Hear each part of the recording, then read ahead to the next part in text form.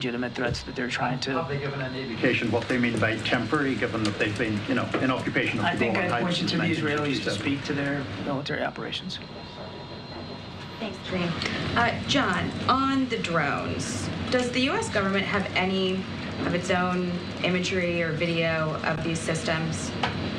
I'm not aware that we have U.S. government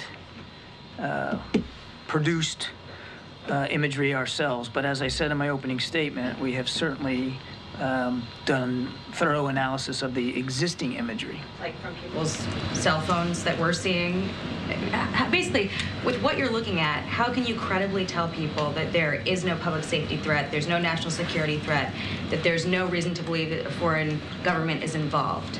Because the analysis thus far, in an investigation that is ongoing, has not revealed any national security or malicious intent or criminal activity. But, Jackie, I would remind you, we're at the beginning here, not the end. There's a lot more work to be done, and we're working closely with state and local authorities to gain more information. I would argue that we're moving pretty well here with a sense of energy to try to figure out what we can do to learn more about this. We're still in the middle of an ongoing investigation, and I'm up here explaining to you and let you know what we know so far, what we believe so far. If information comes to light that changes that characterization, then my goodness, you know, we'll be the first ones to let you know. But right now, there's just no indication that this is some sort of foreign malign activity or, in fact, even criminal. Well, what I don't understand is, you know, this has been happening since late November.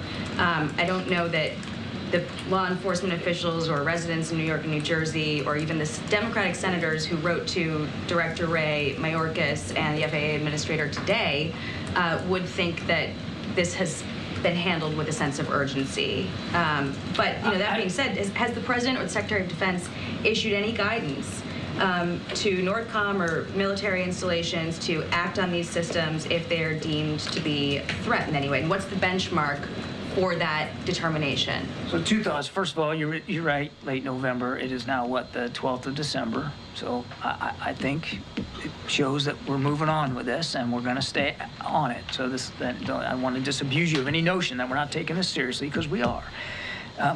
I can also tell you that if the President, as Commander-in-Chief, believed, based on the information that he'd been given, that there was a national security threat at play here, or even a public safety threat at play here, he would issue the appropriate directives to not only law enforcement, but perhaps even the military if that was needed.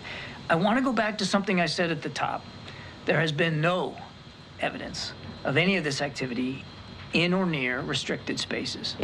That's not what the senators said in the letter. They said, in fact, that they've been observed maneuvering their critical infrastructure, sensitive locations, including reservoirs and military installations, and cited a concern from law enforcement about public safety threats because a medevac helicopter was prevented from transporting a seriously injured patient for care because of the presence of these drones. I stand by my opening statement.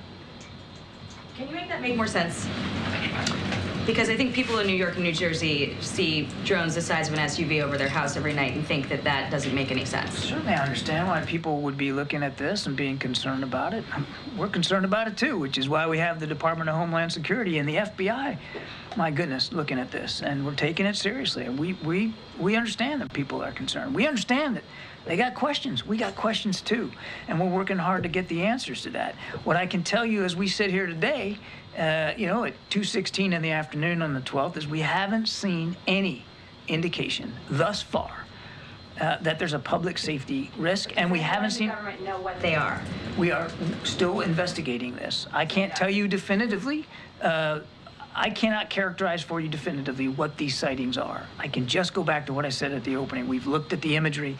We can't corroborate some of the reported sightings through our own expert analysis using sophisticated detection techniques, but that doesn't mean that, you know, we're putting our pen down here this afternoon and calling it a day. We're going to keep at this. What are you doing, though? We are continuing to investigate it, as I said in my opening statement, 2 federal agencies, as well as the United States Coast Guard and state and local law enforcement officials, which we are staying in close touch with. Picking up on drones, has it reached a level, or is there a level determined by which the president or the administration, more directly, would prohibit any use of the airspace, since it is regulated, for drones for a period of time to try to figure out who they are and to remove this anxiety that people in the Northeast are feeling? I don't know that we're at a stage right now where we're considering that sort of a policy option, but I can tell you that we're going to keep an open mind here, and I think we're going to, whatever policy options we determine are appropriate will be informed by the investigation. And thus far, in this early stage of the investigation, there's just no national security threat that we see and no public safety risk. So again, you want to be careful that you don't you don't jump to conclusions and you don't jump to policy options that may not be appropriate at this particular stage. But we'll obviously see where it goes, and we'll be informed by investigators. One other topic, with Jake in Israel and issues related to Ukraine and Russia, the Middle East, and so forth. With 40 days to go, do you feel that the Biden foreign policy team is in a cooperate with a very vocal president-elect who is talking about these issues to achieve the aims that you have, or do you view it as this is only your negotiation to have, whether it's in Israel, whether it's with Ukraine? Is it coordination, competition? How would you describe? I would say consultation. We are keeping the incoming Trump team fully aware and read in of not only what we're doing, but what we're thinking about doing, so that there's nothing they should see in the public domain, nothing I'm saying here, nothing Jake said in Israel, that would surprise them, that we're keeping them fully informed. And has the president or members of this administration asked the president-elect to pull back from public statements or phone calls or anything that might impinge on what you're trying to do? Not that I'm aware of. Okay. Final question. What do you make of reports that were out today that Austin Tice was seen alive in a prison in Damascus in 2022? I think I've answered this before. I just don't have, I've seen that press reporting. I don't have any information to verify that reporting, and I certainly don't have anything today that gives us a sense of his whereabouts right now. I'm asking, though, because the Israelis bombed that facility over the weekend, and so I'm wondering if there are any conversations with the Israelis about, maybe avoiding targets where Austin Tice or other prisoners might be held. We're, as I said earlier, it's a full court press to get more information about Austin, and we are actively in touch with interlocutors and counterparts throughout the region, and that includes Israel. Okay. Thank you so much. Thank you, Corinne. Thank you, John. Thank you, guys. All right, as John Kirby leaves the podium there, we are going to slide away for a quick 2-minute break on Live Now from Fox. When we come back, we'll take you back out to the White House briefing that'll still be live right here on Live Now.